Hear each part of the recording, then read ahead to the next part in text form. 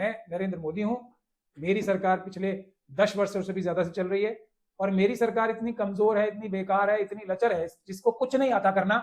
और यहाँ भारत देश में ये स्थिति बन गई है कि लोग घरों से बेटियां भी उठा के ले जाएंगे। प्रधानमंत्री जी को और खासतौर पे होम मिनिस्टर साहब हमारे अमित शाह जी को तो इस्तीफा देना चाहिए, फौरन के फौरन देना चाहिए। ये तो एकदम नाकारा साबित हो गए अपने ही शब्दों के द्वारा।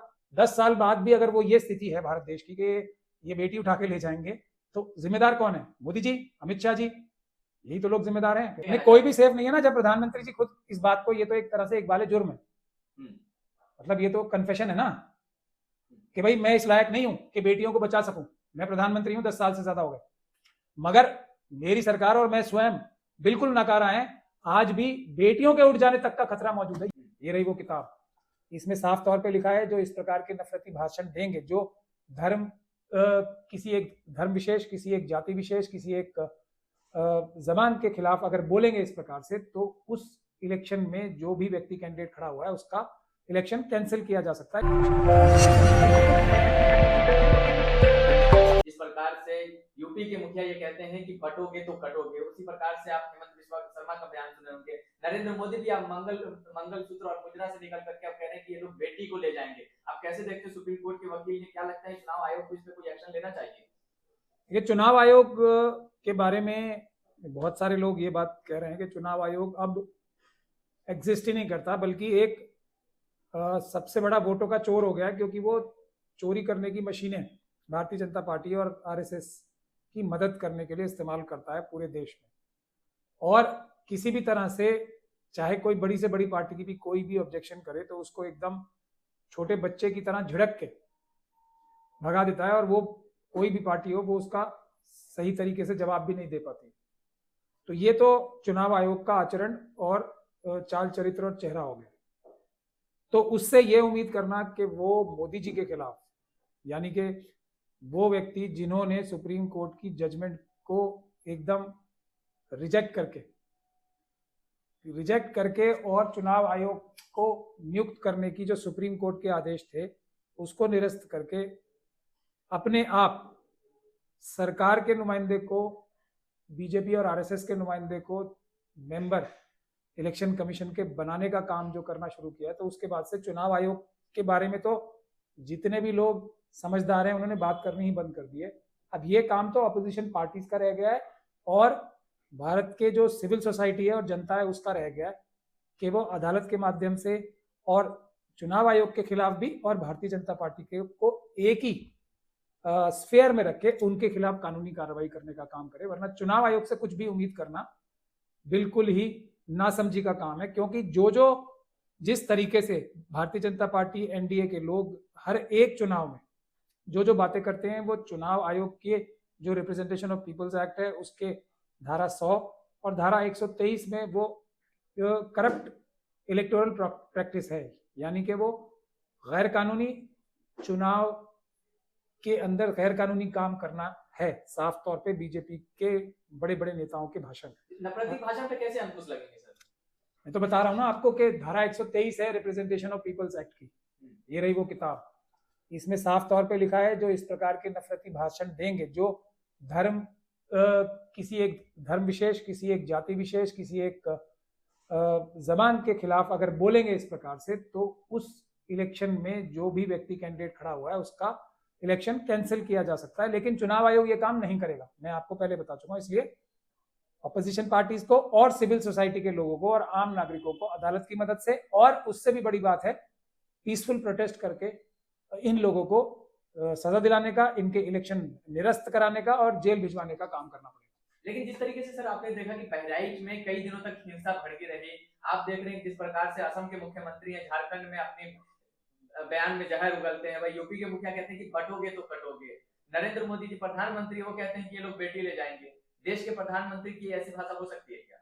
देखिए, वो अपने शब्दों को बहुत ही पहले तो और भी ज्यादा होशियारी से चयन करते थे उनका, लेकिन आजकल क्योंकि चुनाव आयोग ही उनका अपना एक तरीके से खुद ही एक आरएसएस और बीजेपी का मेंबर ही समझ लीजिए, उसे ऐसे बैठ गए चुनाव आयोग में लोग, तो वो इसलिए बहुत रैश और ओपनली इस प्रकार के भाषण दे रहे हैं, जिससे खास कम्युनिटीज को टारगेट करके, और उसमें सिर्फ मुसलमान ही नहीं है, उनकी बहुत सारी चीजें शेड्यूल कास्ट कम्युनिटी के बारे में भी आती हैं, शेड्यूल ट्राइब कम्युनिटी के बारे में भी आती हैं, सिखों के बारे में, क्रिश्चियंस के बारे में, बौद्धों के बारे में भी आती है।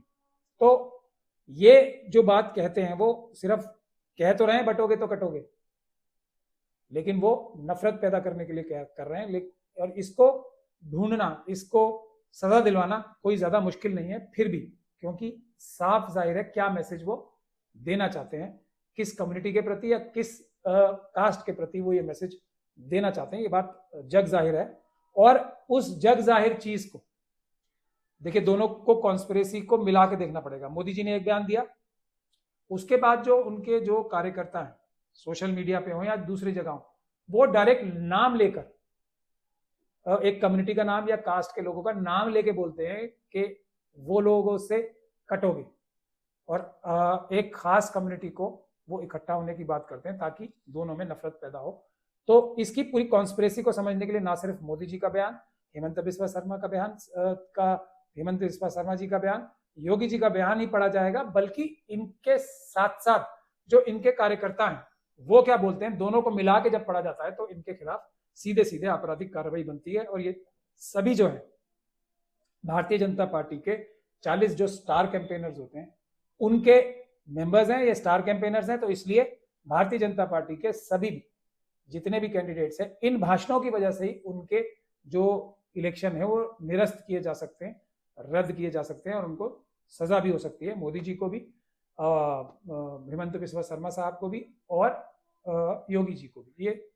ये भारत का कानून। लेकिन सवाल ये उठता है कि जिस तरीके से आपने देखा लोकसभा इलेक्शन में देश के प्रधानमंत्री मंगलसूत्र मुद्रा की बात करते हैं, लेकिन अब वो कह रहे हैं कि बेटी को भी ले जाएंगे। देश के प्रधानमंत्री इस तरह की बातें करते हैं, कानून व्यवस्था इनके हाथों में, क्या इनकी जबान से या इनके मुख से ये बातें शोभा दे रही है क्या? नहीं, अब ये तो देश की जनता को सोचना पड़ेगा, लेकिन देश की जनता भी सोच के क्या कर लेगी जब तक के चुनाव ये चोरी की मशीनों से हो रहा है। देश की जनता तो इन्हें वोट नहीं देती। अब ये सब मेरा तो मानना ये है कि ये सब जो ये गैर कानूनी और गैर संवैधानिक बातें करते हैं इसलिए हैं कि लोगों में ये भ्रांति फैले कि इस प्रकार की नफरती बातें करके आपस में लोगों को लड़वा के भारतीय जनता पार्टी वोट ले लेती है। असल में वोट जो हमारा मानना है, और हमने ये साबित भी किया बार बार, हमने और हमारे बाकी सभी साथियों ने, कि ये तो जीतते तो मशीनों से हैं। चुनाव आयोग जो चोरी की मशीनें इस्तेमाल करता है उससे वोटों की चोरी करते हैं। लेकिन अगर उस तरीके से देखा जाए, सिर्फ इसको अगर एक निष्पक्षता से देखा जाए बात को, तो वो ये कह रहे हैं कि मैं नरेंद्र मोदी हूं, मेरी सरकार पिछले 10 वर्षों से भी ज्यादा से चल रही है, और मेरी सरकार इतनी कमजोर है, इतनी बेकार है, इतनी लचर है, जिसको कुछ नहीं आता करना। और यहाँ भारत देश में ये स्थिति बन गई है कि लोग घरों से बेटियां भी उठा के ले जाएंगे। तो भारतीय जनता पार्टी को, प्रधानमंत्री जी को, और खासतौर पे होम मिनिस्टर साहब हमारे अमित शाह जी को तो इस्तीफा देना चाहिए, फौरन के फौरन देना चाहिए। ये तो एकदम नाकारा साबित हो गए अपने ही शब्दों के द्वारा।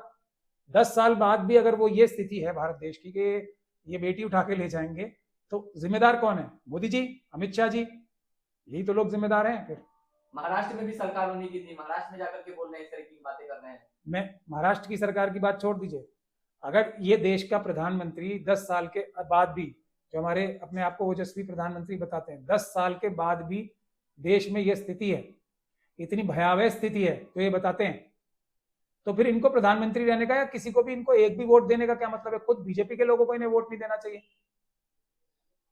मतलब सेफ नहीं है बीजेपी के लोग भी, आप ये नहीं, कोई भी सेफ नहीं है ना, जब प्रधानमंत्री जी खुद इस बात को, ये तो एक तरह से इकबाल जुर्म है। मतलब ये तो कन्फेशन है ना कि भाई मैं इस लायक नहीं हूं कि बेटियों को बचा सकूं, मैं प्रधानमंत्री हूं 10 साल से ज्यादा हो गए, मगर मेरी सरकार और मैं स्वयं बिल्कुल नकारा है, आज भी बेटियों के उठ जाने तक का खतरा मौजूद है। ये कह रहे हैं। बीजेपी तो कहते हैं कि हम अपराधों के खिलाफ नकेल कसने का काम किया है, तो जब भी तो ये हालत बनी है, ये तो खुद ही प्रधानमंत्री बना रहे हैं कि बेटियां खतरे में, बता रहे हैं स्वयं। क्या नकेल कसी गई है जब बेटियां सुरक्षित नहीं है घरों में? तो प्रधानमंत्री जी तो बिल्कुल नकारा है ना, किसी एक आदमी को भी, खुद प्रधानमंत्री जी की बात मान के भी एक आदमी को भी वोट नहीं देना चाहिए।